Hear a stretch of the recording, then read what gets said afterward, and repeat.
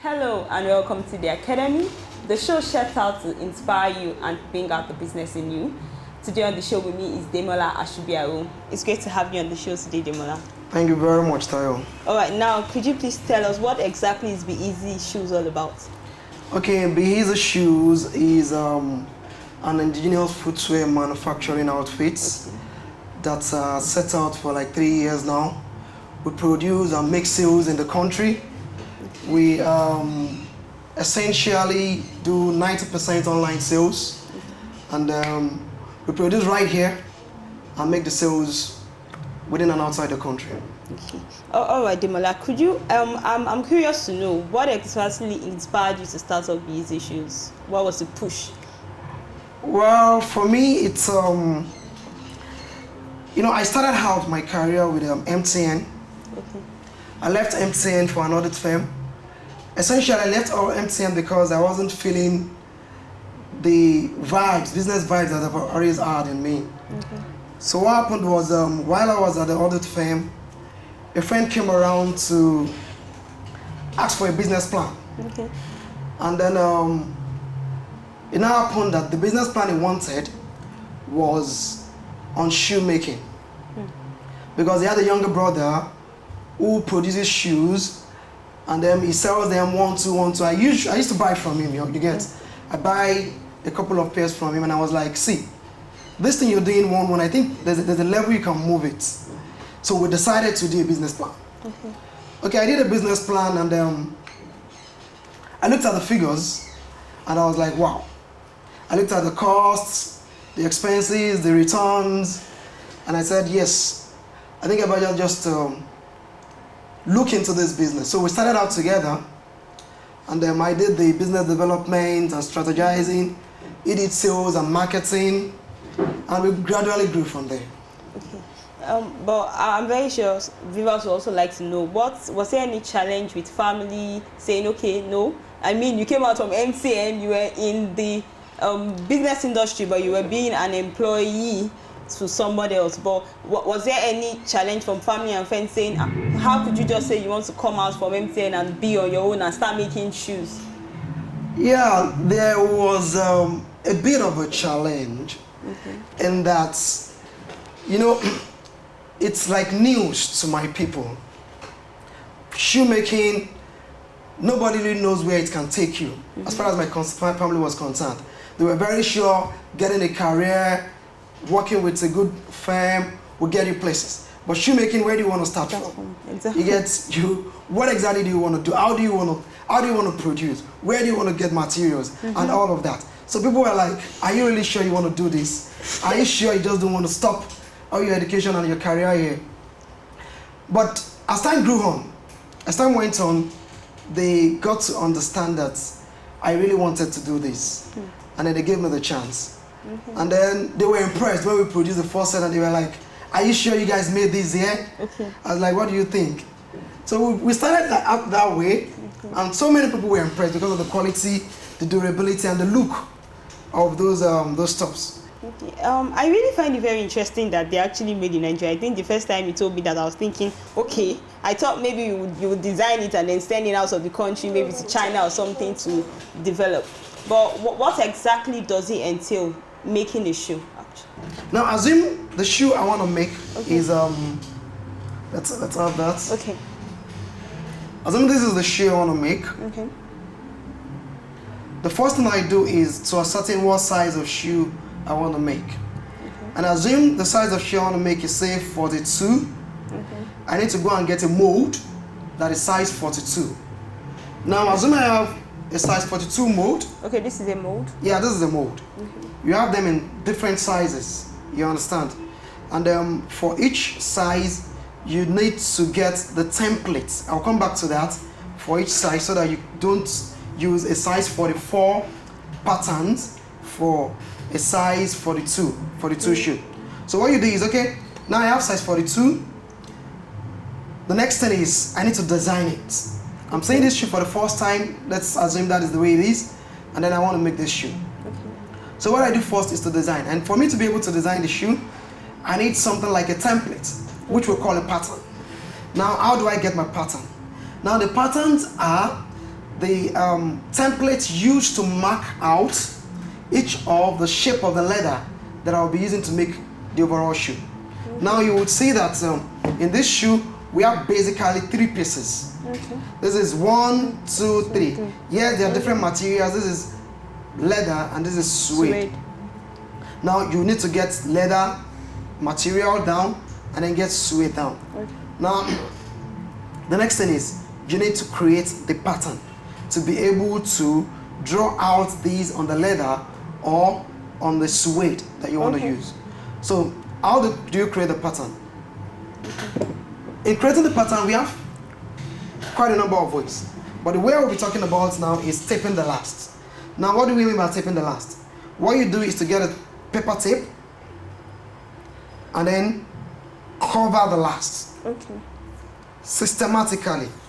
So what you do is cover the last such that nowhere gets opened and there are a bit of overlapping on each of the on each of the stroke of tapes you use. So what we have is something like this.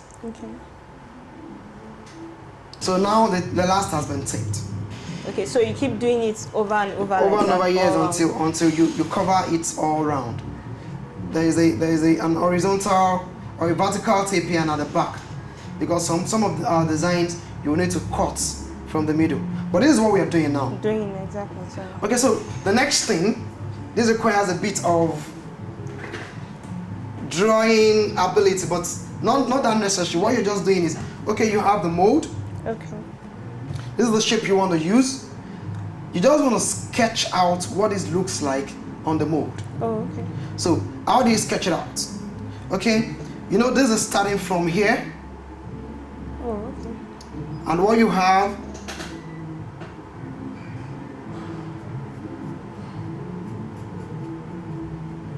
something like that.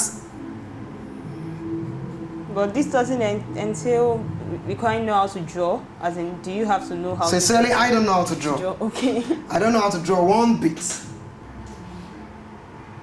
Okay?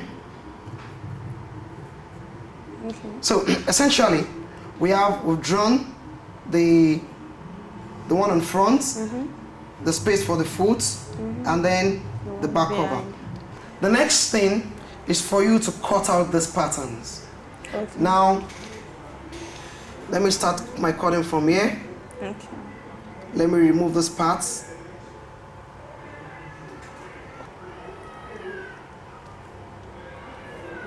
Okay. Let me get some free adverts here. Let me mention that we have an academy where we train people on how to make shoes. In just 6 weeks, you could learn how to make any shoe of your choice, because we teach you the foundation, and from there you can move and get to be able to do any kind of shoe. Now, one is to be careful there. If you look at this shoe, yes, I said there are 3 parts, 3 pieces. But you understand that this last one overlays this one here. So that means that ordinarily this one could stop here for some shoes, and for some shoes it actually goes all the way, then this is put on it. You understand? So let's assume this stops here. Let's assume this one stops here. So we'll be looking at some other ones where it doesn't stop, but something else is put on it. Okay, this goes all the way, then there's a back cover, just a thin one. So but these are first of all being joined at the back first. Yeah, so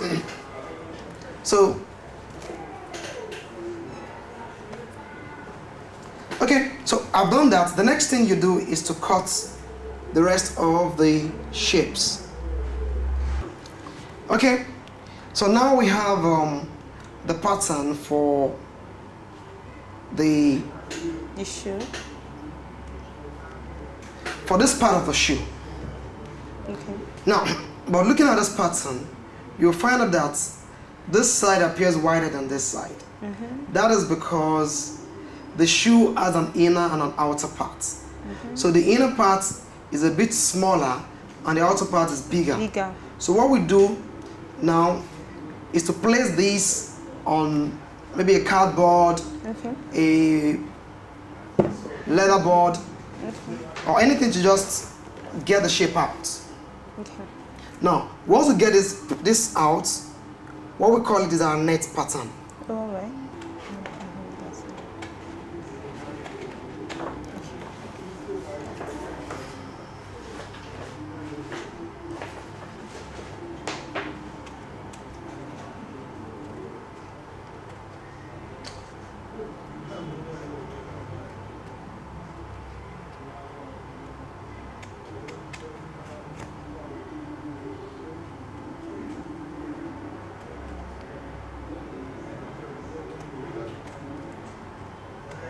So what we'll do from here is this. For you to make it perfect, you're going to fold this in the middle.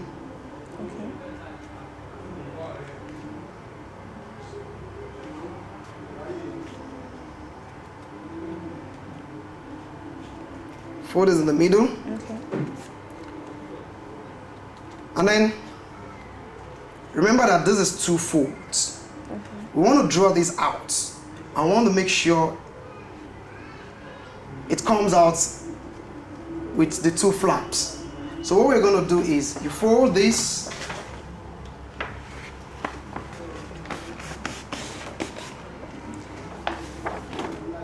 why are we folding? You're folding so that by the time you remove the two halves, it's not going to be separate. So this is what we have.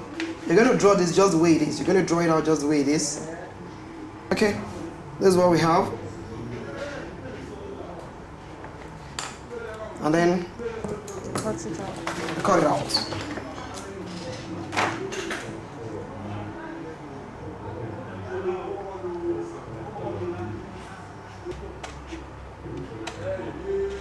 Sweating again.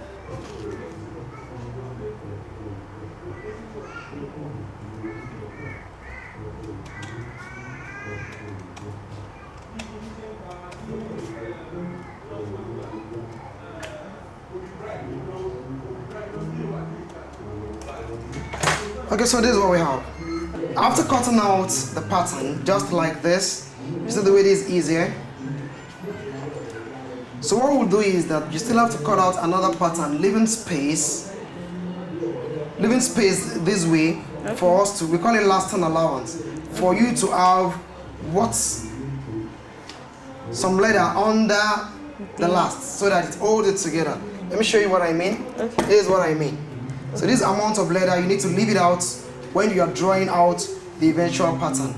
So we do the same for each pattern. You see, I'm going through the same process for the next one, which is the second diagram of what we have on the shoe. So this is the next one we have, and I'll be doing it the same way till I finish all of them. So the next thing for me is, after getting the pattern, let me make the pattern for this. So what I'll be doing is to make the eventual pattern for this.